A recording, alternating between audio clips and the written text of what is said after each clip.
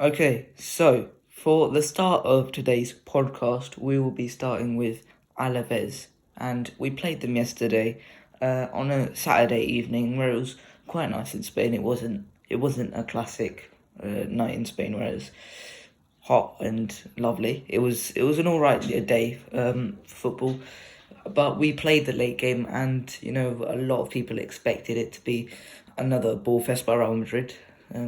We've seen quite a few of those in the last few games, and ultimately it largely remained like that for most of the game. The scoreline is a bit deceiving of how we played. It suggests we carved out 3 clear-cut chances. We really didn't.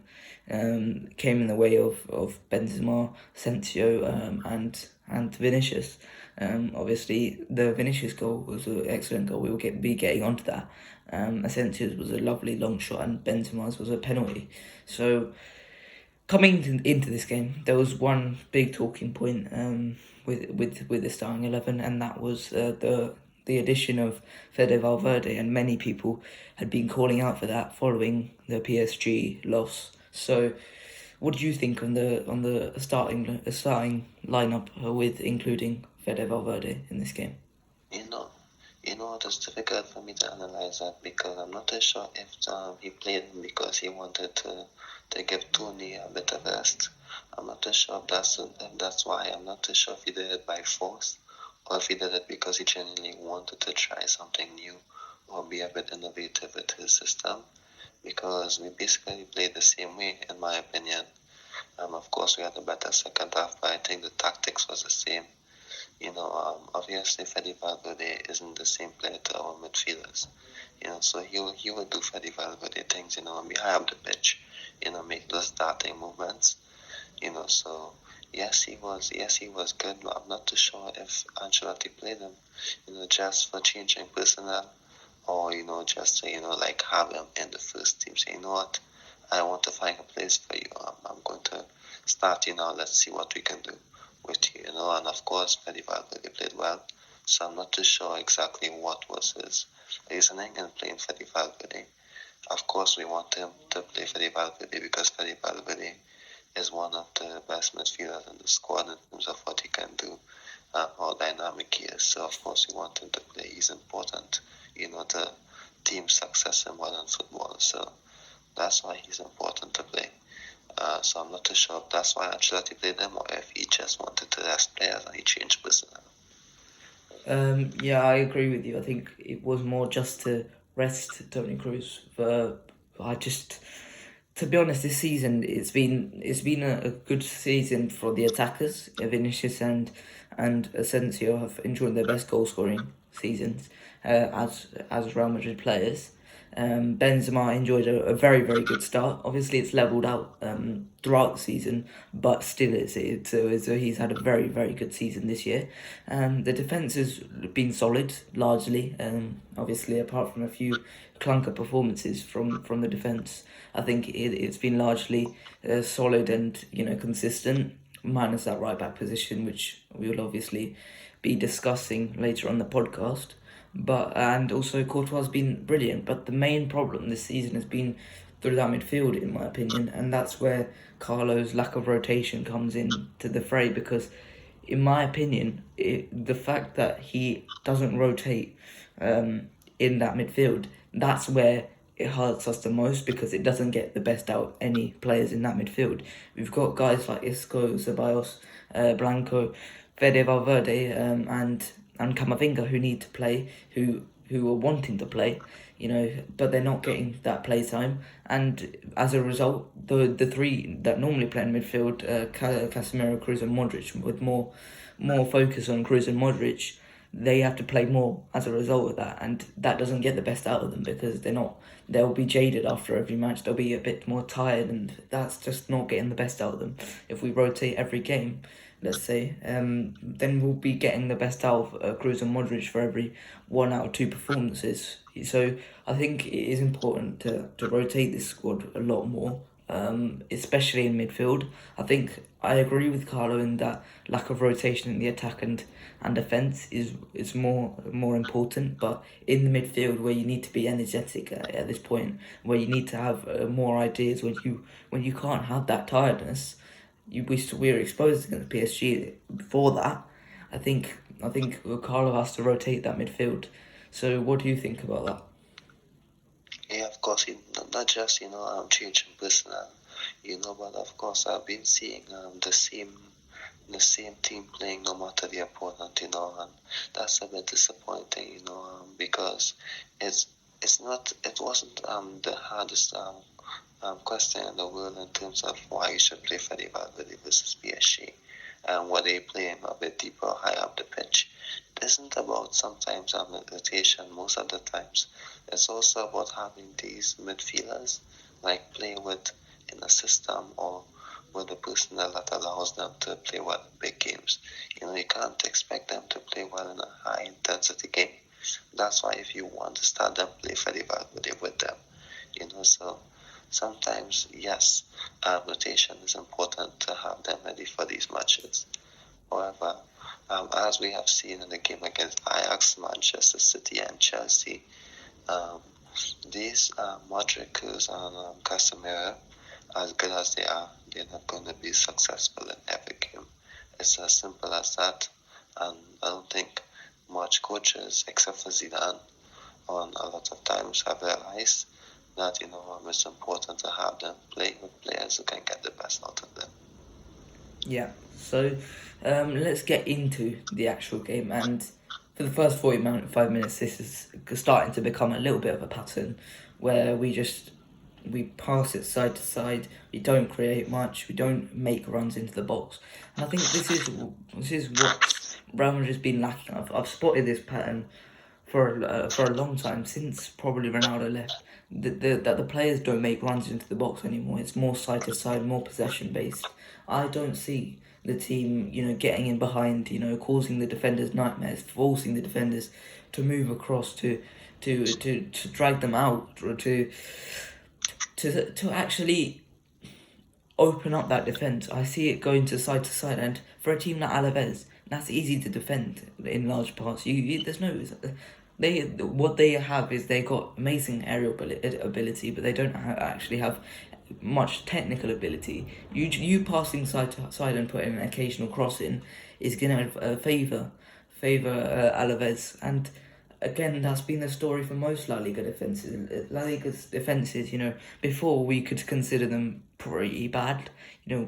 Before Cristiano left, I think before that, most La Liga defenses weren't that great, weren't that solid. But now, since Ronaldo's left, they've got better at just being so much better defensively in the area. You've seen so many of these sides lower down the table: Granada, Cadiz, Getafe. All these sides, they're very solid defensively, and we couldn't break them down this once again. So, what do you think we can do to ultimately break down a defense in the first half? Okay, so let me just give a few examples. Number one, our fullbacks isn't doing enough in terms of their crossing. I don't think it's that good. That's one of my points, because sometimes even when Ronaldo was there, you can see that was a thing when Marcelo and Carvajal was at their peak. So when they send in crosses into the box or meet those passes, it's pinpoint. And it's amazing that it allows our forwards to get at the end of these chances. Now, I don't think that if you look at the crossing yesterday from Mendy and even Carvajal, it wasn't that good. It was quite concerning. I think set pieces has been an issue as well. especially with the free kicks where we shoot. Alaba hit one yesterday. Of course, I think that was one of the best ones all season, even though it was a team effort on target that moved a bit, and we would like to see more of that.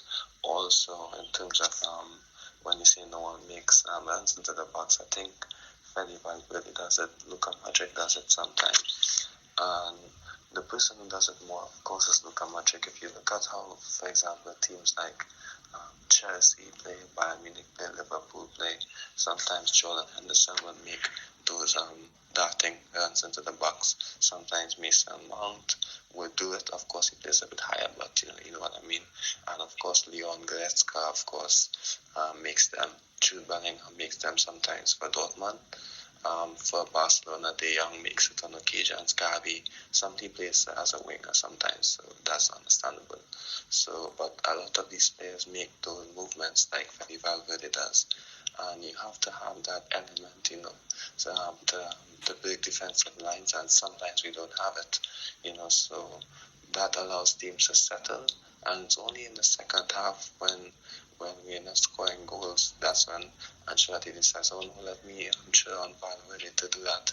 Let me have players do that. Let me make my substitutions, to try something new, to get more to the game, to get to play those little balls in behind the defense, So I think he waits too long to make a decision because the person that he selects isn't always the correct one sometimes.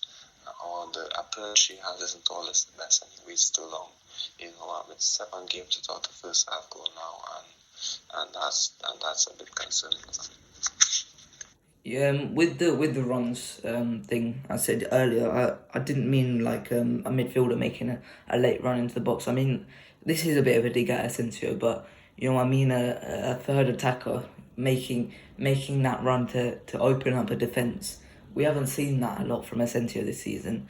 We haven't seen that a lot from Benzema, but bearing in mind Benzema's play is a lot more deep lying, and we haven't seen it much from Vinicius. Vinicius usually does that himself, so we can't really blame Vinicius there. So it's more a dig at Asensio. I was watching Match of the Day this morning, and I was watching the Liverpool attack, and they've signed Luis Diaz, and he's a fantastic player himself. But what was so good about his goal against Norwich yesterday was his movement. He dropped back a little bit. He took a few steps to the left, and then he just floated towards the box, and then he accelerated quickly in behind. He opened up that defence because the right back and the centre back had a split. I mean, the left back and the centre back, sorry, they had a split, and I don't see Asensio making those movements, and I worry if we come up against a Van Dijk or we come up against a Ruben Diaz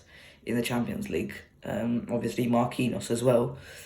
If we don't make those kind of runs, I'm sure they'll be perfectly content with Marco Asensio running straight at them, because they're that type of defender who can easily defend that. So I think we've got to be doing this against these sort of sides at least, at minimum.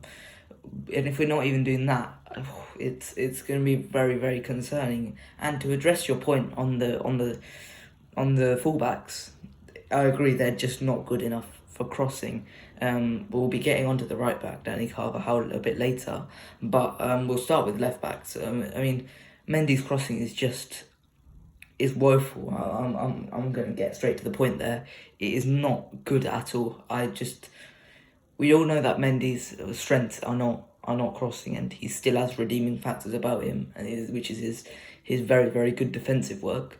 But going forward, Mendy is his crossing is wayward, and I think in terms of modern fullbacks, they have to be good going forward, especially at the top level. We see, sorry to use the example again, but Liverpool, their fullbacks are insane. They are getting forward and putting the ball in. Costa Tsimikas, the backup left back for Liverpool, he's so good at putting the cross in. And we look at City. Cancelo gets forward, and he's different in that he inverts with his runs, but he's still great at getting on the outside and putting a ball in.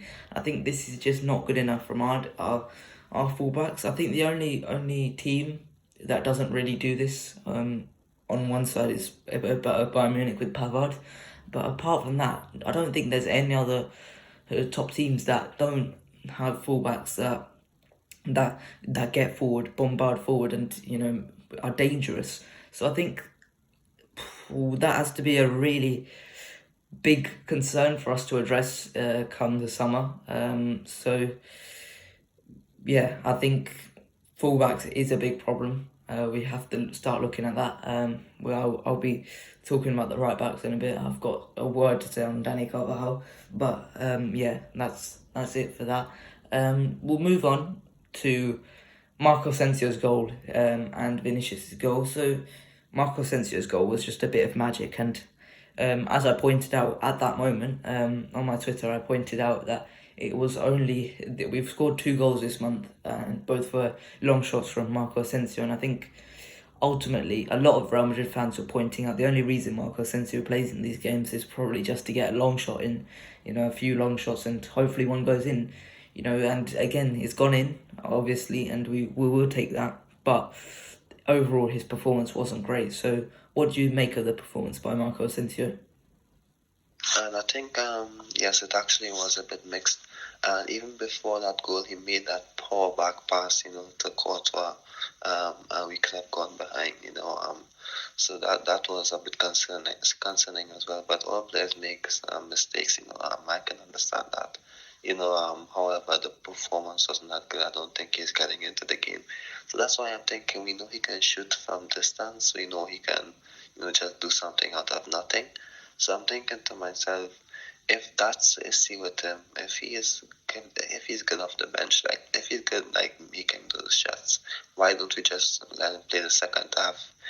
Let him play like the last 35 minutes, so why don't you just start Fede Valverde, play him as a kind of hybrid wing midfielder position, and then, so that obviously, what Fede Valverde can do, of course, I'm not going to mention that again, but so why don't you just use Marco Asensio, Rodrigo as substitutes, if, well, Rodrigo can start as well sometimes, but why don't you use Marco Asensio as a substitute if that's what he can do, because you can have him have 35 to 40 minutes off the bench a lot of times. I'm not saying he should bench all the time, but there are games where within the first 10 minutes he is going to have the biggest of impact. So there are moments where you can say, you know what, I believe that Asensio can be better off the bench and he can get us a goal off the bench, because we can't be trying the same thing over and over and expect him to score. He scored in the second half. In the last 2 times he scored, because of course it's individual quality and that's what he can do. Why don't we just use him, for 35 minutes? That's enough time for him to get into the game and have a shot and score, or impact the game off the bench however he can, so that's it. I think, and in terms of Marco Asensio not getting into the game, I think we are a bit predictable sometimes, and he isn't like Vinicius who can, change a game with a turn of speed like Vinicius can. However, he can have those nice neat touches as we saw for the second goal. Of course, he can come inside on his left foot and have a shot.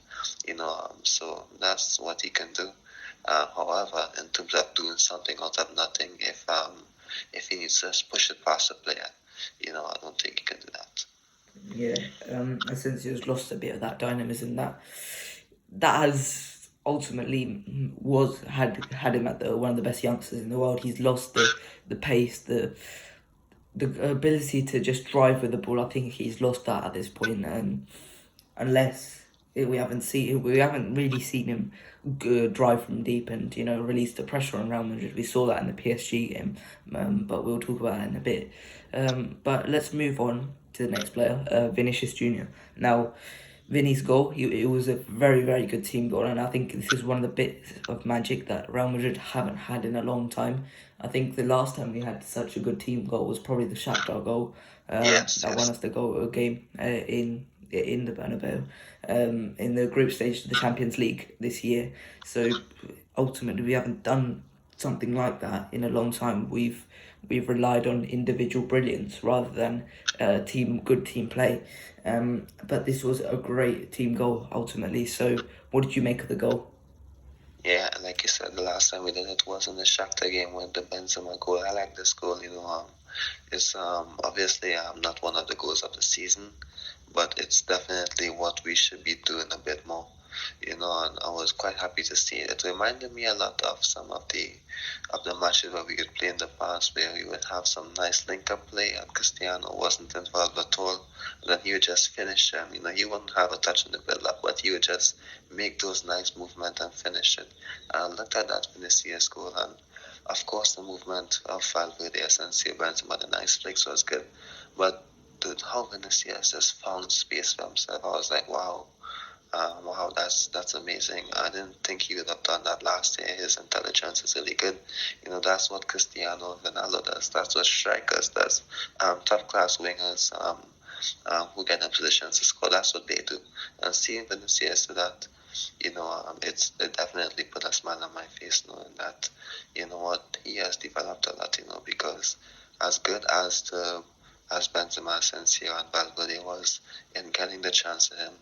One chance he took to score that goal. Of course, he missed two chances before, but I meant that one touch. And his movement for that was amazing, and obviously, that's what stood out for me as well.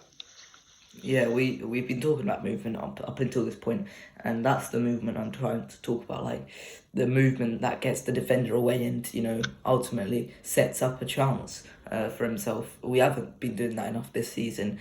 Ultimately, if we had got into that position a lot of times this season, Vinicius would have stayed behind the defender, not Vinicius specifically, but the person on the end of the chance would have stayed behind the defender, and the defender would have just cleared it away.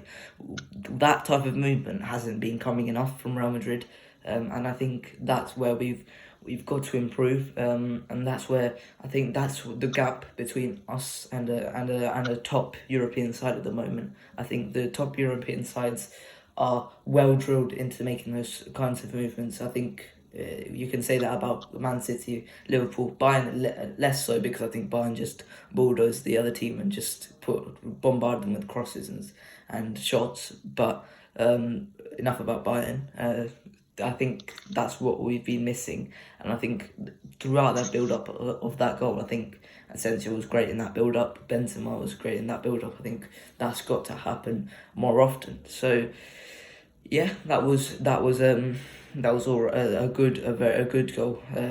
We needed that. Vinicius needed that. Most importantly, he hadn't scored in a month. The last time he scored was against Barcelona. I think that game against Bilbao really has done him in terms of his energy levels. You can see he's just not the same player. I think he has to get some rest sooner enough, because the next few games he has to rest him in one of these games at least. We've got a relatively easy run coming up. Next game's Rayo Vallecano, so we've got to rest him in that game to have him 100% for that PSG game. In my opinion, Rayo are a very good team, but I think not one of the strongest going forward. I think we could take the chance in resting Vinicius. Obviously, Sevilla played today against Espanyol, but I think that's about it for the Alaves game. Obviously, the penalty, it was good enough. I think there was nothing to say about the penalty, really. It wasn't a dubious call, in my opinion. So, have you got anything else to say about the penalty or any other moments in the game? No, that's basically it. I'm just going to say that my last final point is that the key to giving Vinicius and Benzema a bit of rest, for that PSG game is seeing Sevilla drop points today, which allows us to be a bit more flexible next week. Yep. Okay, so next section of the podcast, we will be discussing the PSG game in full, and we will make some criticisms. So join us after this short interval. Okay, so for the second part of today's podcast, we will be discussing the PSG game. Now, obviously, it ended in the 1-0 loss for Real Madrid in the end, which a lot of us, many people may have predicted, but I think what was less predicted was the way that we played that game. I don't think there was anything too unsuspecting in the lineup. I think it was largely how people expected it to go. Benzema was played at 70% full fitness. Mendy, I think there wasn't much dubiousness about Mendy's start. So nothing about that starting lineup really surprised many Real Madrid fans and other fans. But I think going into this game, we probably would have expected Carlo to get this team to play a little bit more than what they did. So, what do you think about the play style that we chose to play against PSG? Well, I'm not shocked. I'm disappointed. I think we knew what was going to happen in terms of our setup. However, we did say that in terms of PSG and Pochettino, he is so good in terms of analyzing teams. And if we go and play exactly how we play, good coaches will expect it. Coach and who have the personnel to exploit us will go about it, and they will have a system, a setup, to get the best out of their team and destroy our team in that process. I think Pochettino knew what was going to happen, and he catered for it simple. And we had nothing. We couldn't pass out from the back and get it to our three players ahead. So it was a bit disappointing. So we were too predictable, and Mauricio Pochettino knew what was going to happen, and he executed a plan to minimize our threat and maximize theirs. And that's simple as that. And we had nothing, and they had most of the chances. They deserved to win. And of course, we are lucky that it's just 1-0. And I've heard people say so many things, but that's the most, that's the main point. What I just said, that cost us nothing much. I can say we were predictable, and they exploited us, and they maximized their threat and minimized ours.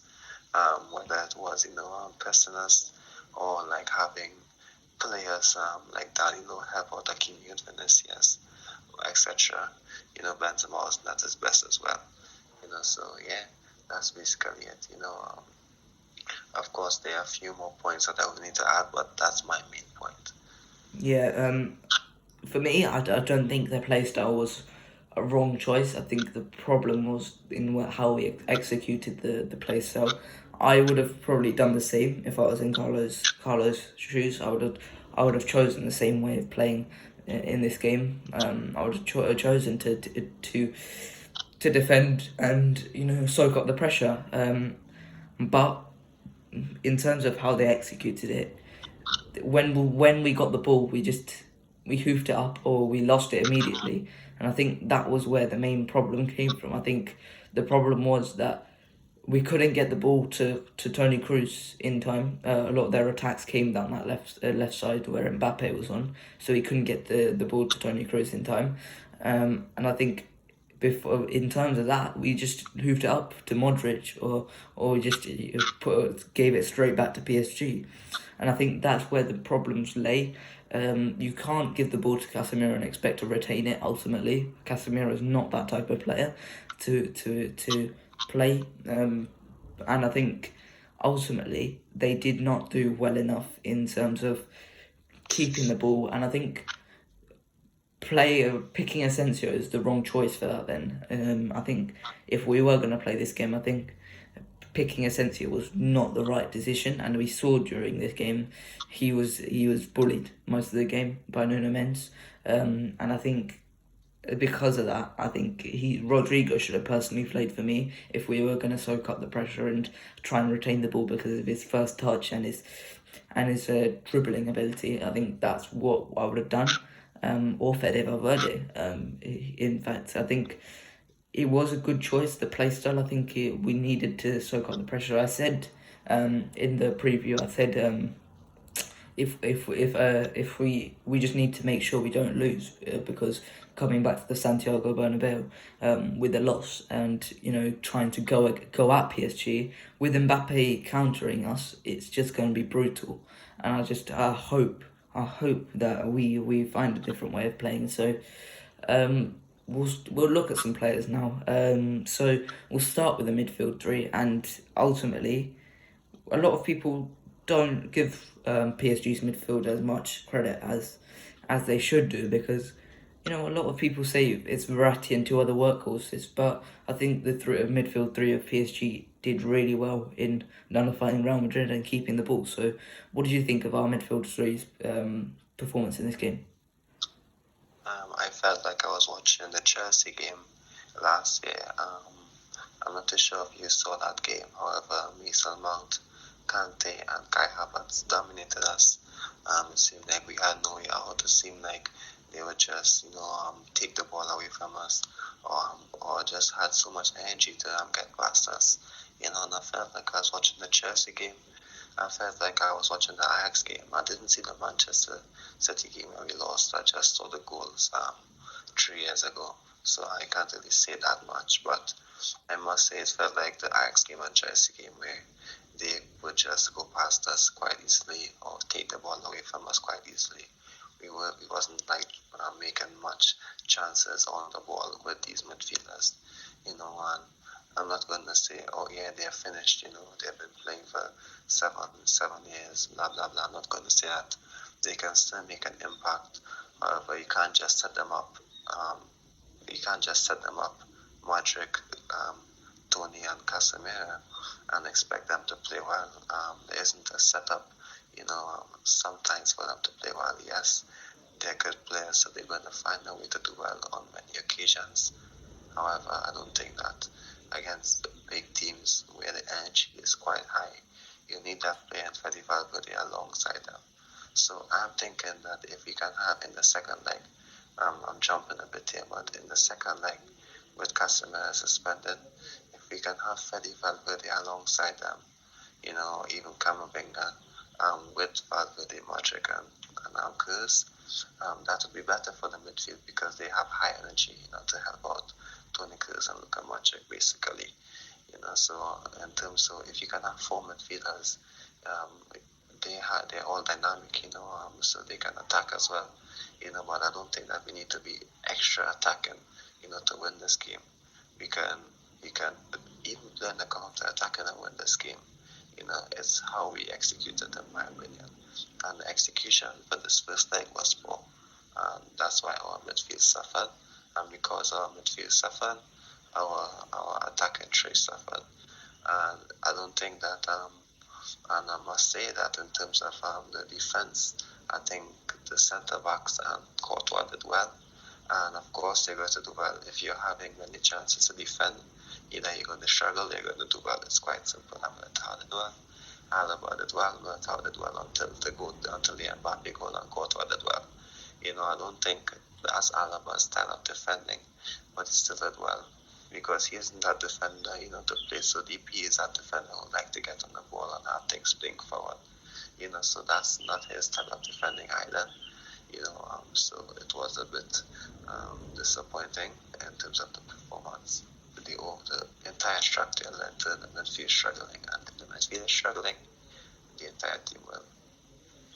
If we were to play this game, I think we should have played Nacho at centre back. We saw last season against Liverpool in the 0-0 draw. We played Nacho and Militao, and they played so well. Defensively, they were just absolute rocks. Liverpool couldn't get past them, and I think we should have done that with this game. I think Nacho and Militao should have played the two centre backs, and I think Alaba should have been shifted out to the left. I think that was a mistake by Carlo. I think Nat Mendy. I'm going to leave out Carvajal for this one for my analysis. I'm going to put that in the next section. But I think with Mendy, this was one of the worst performances I've seen Mendy play in a Real Madrid shirt. Bearing in mind there haven't been many where he's been a poor player, but I think this game, I think there was one instance where I think it really just hit me that it was just such a bad performance by Mendy, and that was when he was just pushed off the ball by Hakimi so easily. I've never seen Mendy being pushed off the ball by opposition. It's really weird how it was that kind of day where it was so poor from the whole team. In going forward, retaining the ball, it was just it was like the ball was glued to the PSG players. They just won it back immediately as soon as we got the ball back. And I think we saw yesterday PSG lost again to Nantes 3-1, and I think that's that's the kind of performance we expect from PSG, pressing performance. I mean, where they just can't press, but they pressed to perfection against us.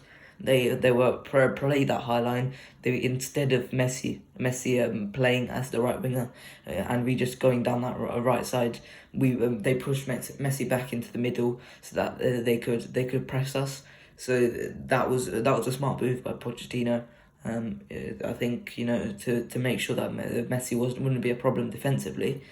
I think in terms of that, we've got to make sure that we go through Messi because Messi doesn't press. Messi is not going to press. Messi is not going to track back. But I think second leg, I've got to say something before that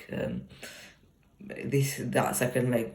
We've seen Camavinga play against PSG before, and that was probably his breakout performance in a red shirt. He absolutely bossed the midfield against PSG. If Carlo does not trust Camavinga against PSG, I am starting to lose a bit of patience with Carlo Ancelotti. Honestly, I was on his side a couple of weeks ago. Obviously, we made that video of the Carlo Ancelotti out potential rumours. I was in support of Carlo Ancelotti, but I'm starting to lose a bit of that support because of the fact that of his reluctance to use Camavinga. I saw in a report that Carlo Ancelotti doesn't want to use him because he loses his head easily and picks up yellow cards. I'm sorry, but that's a bit of a description of Casemiro, and I just don't understand how he can't use Camavinga in that second leg. I think Camavinga's going to be key. I think Camavinga will play well in that second leg. He'll have a point to prove to Carlo Ancelotti in that second leg, and I really do think that Camavinga has to play in addition to Valverde because those two midfielders can't do it anymore. They can't hack it. Kroos and Modric against this young other young midfielders. You've got to fight fire with fire. In that instance, you've got to play Fede Valverde because we've seen in other matches Fede Valverde has been so key against PSG in the past. So, what do you think on Camavinga and Valverde playing? Yeah, I think that their energy and their dynamic, the dynamic playing style, as well as their positioning, as well, will definitely help out our midfield. Because we know Toni Kroos and Luka Modric will start, and these two players can definitely help get the best out of them. They can help us boss the midfield, in my opinion. So I think playing Camavinga and Valverde will be important for me, and I would like to see them play because they are so important to us, And even if you're not going to play Camavinga, play Ceballos, play Ceballos with them, because I think Ceballos gives you that bite and energy as well. They're not the same players, however, if you can, I would like to see another midfielder in there. I don't want to see just three midfielders. I think with Valverde there, it gives you a bit more than it did in the first leg, but I would like to see Camavinga start that game. However, in terms of, I think you basically touched on everything.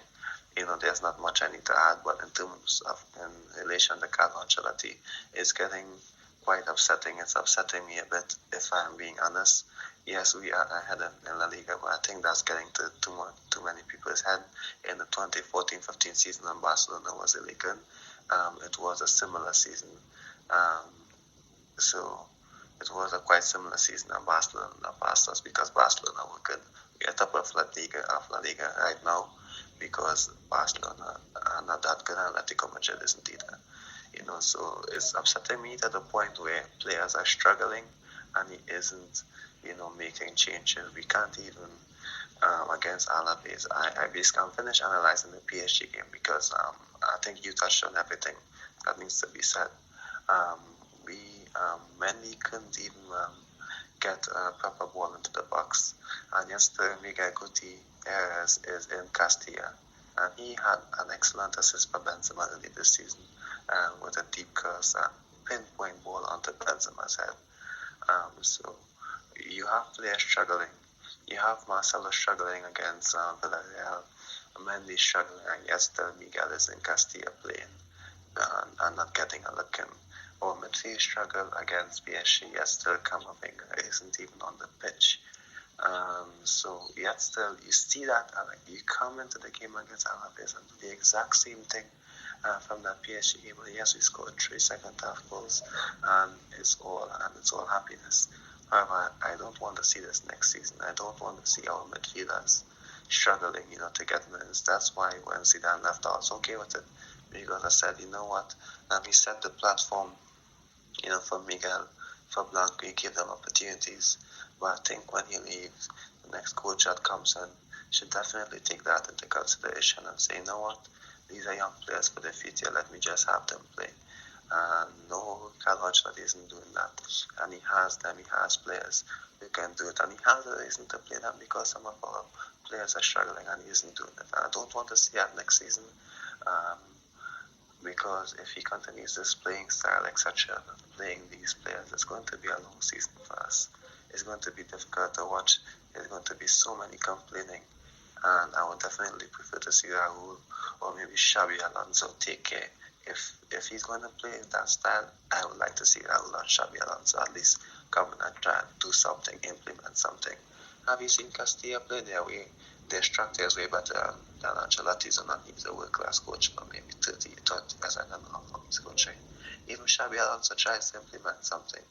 And I definitely believe that if we're going to play that the way we are playing, I don't hate Ancelotti, but I don't want to see this next season. I honestly cannot see this next season. I believe that when he came in, I was expecting him to do this, okay, but at least make some gradual changes. You understand the squad a bit more. You're here for 6 months now. You're head in La Liga.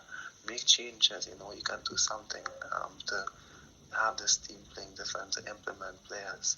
You can't just be doing the same thing over and over. This is Real Madrid, and in his first stint, he was amazing, and he did well. So I'm not too sure exactly what's going on now, and it's disappointing. It definitely upsets me a lot, if I'm honest. Yeah, I have to agree. I think Carlos' job has to be under fire at the end of the season, in my opinion. I think if we have the opportunity, I think Erik ten Hag is the man to go for. I think ultimately it's going to be between us and Man United, but I personally think Man United will probably go for Pochettino. So I hope we go for Erik ten Hag at the end of the season, because I think he is genuinely the perfect manager for Real Madrid. We've seen his managerial skills be on display at the Bernabeu before, in the loss that I don't want to talk about in this episode. So that's it for the PSG game. But next we will be talking about that right back position, which we have refrained from. So join us after this short interval.